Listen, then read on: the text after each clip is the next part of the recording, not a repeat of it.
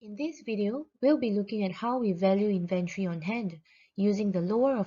Let's assume we are a business selling iPhones. Here we have old iPhones in our inventory.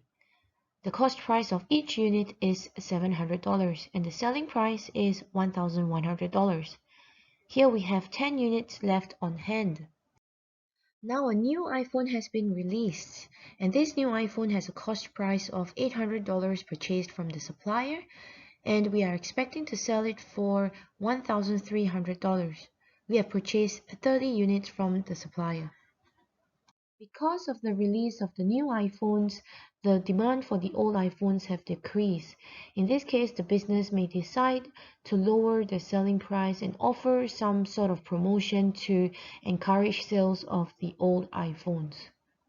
Currently, the records show that the value of the old iPhones on hand is $7,000, which is made up the 10 units multiplied by the cost price of $700 per unit. However, after the release of the new iPhones, the value of the old iPhones have now decreased. Would the value of the iPhones be faithfully represented if the business continues to value the old iPhones at $700 per unit?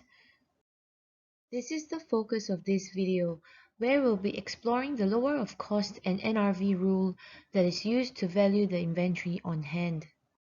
In this next section, we'll look at how we can determine the cost and net realizable value, which is the NRV, and we'll be comparing them to see which is lower. In the previous videos, we would have learned how to calculate the cost of the inventory. So the product cost is determined by taking the original supplier cost plus any other costs that bring the inventory into location and condition ready for sale. And these other costs can be allocated logically to the individual units. Now with net realizable value, it is basically the estimated selling price of the inventory less any direct selling expenses that may be incurred to sell the inventory. For example, selling, marketing, and distributing expenses. So let's take a look at this example here. Here we are told that the cost of the old iPhone is $700 per unit. The net realizable value can be determined by taking the estimated selling price less direct selling expenses. So in this case here, we have an estimated selling price of $720, and we minus the iPhone accessories costs of $50, which is some sort of a marketing expense that is incurred as part of this sale, and therefore we arrive at a net realizable value of $670. Then we compare the costs and the NRV to see which is lower. And what we can see here is that we have a lower net realizable value compared to the cost. The lower of cost and NRV rule basically means that we compare the cost and the NRV, and we value the inventory using the lower amount. From our earlier example, we have worked out that the cost of inventory is $700, and this is currently shown in our accounts. We have also calculated the NRV, which worked out to be $670, and when we compared the two, we can see that the NRV gives us a lower value. According to the lower of cost and NRV rule, we therefore need to value the inventory at the lower amount. In this case, the inventory therefore needs to be written down by $30 per unit. We do this by updating the inventory card. And here we can see in the balance column, we want to value the inventory at $670 for the 10 units of inventory on hand. What we need to do next is to write the written down amount in the out column. And here we can see for the 10 units of inventory of hand, we are writing down the value of the inventory by $30 per unit. And therefore the total write down is $300. A very important note for you here is that you should realize this is not inventory going out.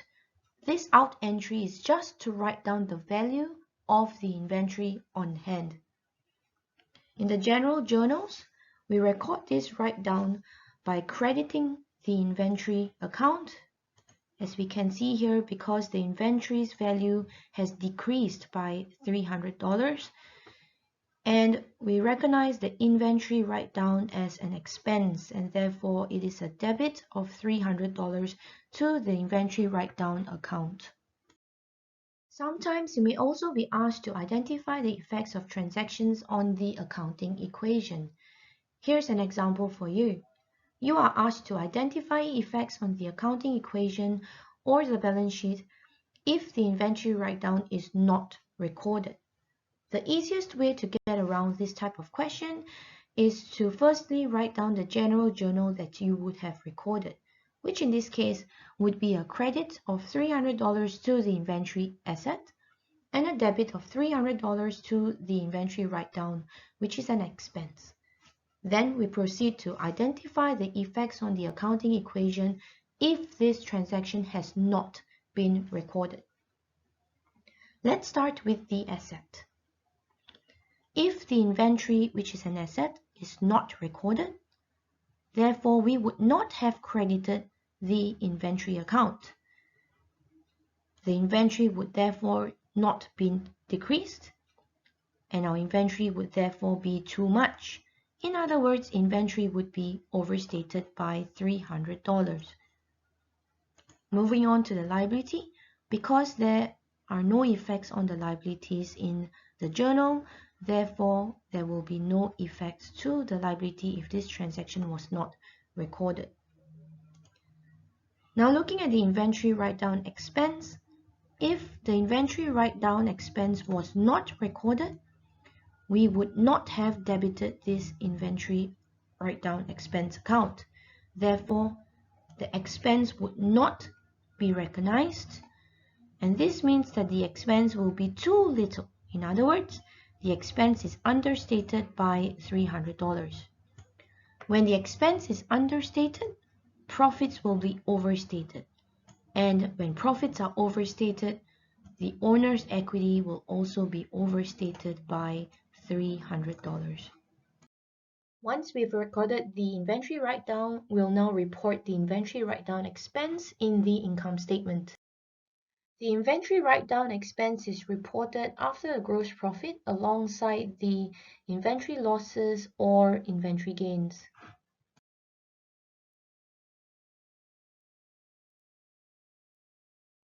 Here are some reasons why the NRV might be lower than the cost.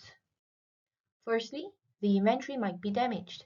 In this case, the business needs to sell the inventory for a lower price and may incur repair costs, which then becomes part of a direct selling expense. Maybe the business might purposefully decrease the selling price, perhaps as part of its marketing strategy. As in our example earlier, there may be a decrease in demand for the inventory. In this case, the business needs to sell for a lower price and may incur direct selling expenses such as advertising, offering upgrades to the customer, offering additional services, and even paying commission to the staff for selling this inventory. The inventory might also become obsolete or outdated. This is what happened in our example earlier, where the release of the new iPhones have led to the old iPhones becoming outdated, and therefore the NRV falls lower than the cost. This is quite common with technology types of inventory, in the case where when the newer technology is released, this will lead to the old technology becoming outdated. For inventory that can expire as well, items that are close to expiry will have a lower NRV than the cost because we may need to reduce the selling price to get rid of them quickly.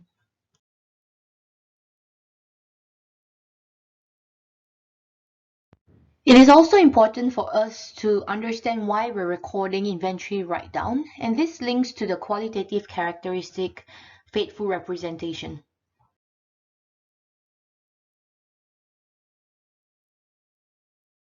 Here's a quick recap of the lower of cost and NRV rule. First, we determine the cost of the inventory by taking the original supply cost plus other costs that are incurred to bring the inventory into location and condition ready for sale, and the costs can be logically allocated to the individual inventory units. Then we work out the NRV, which is the estimated selling price, less any direct selling expenses such as marketing, advertising, and repair costs. Next, we compare between the cost and NRV to determine which is the lower amount. Finally, the lower of cost and NRV rule states that we need to value the inventory using the lower amount. If the NRV is lower than the cost, we therefore need to record the inventory write-down in the inventory card and the accounts. In the case where the cost is lower than the NRV, we do not change the records because the records would already be showing the cost of the inventory.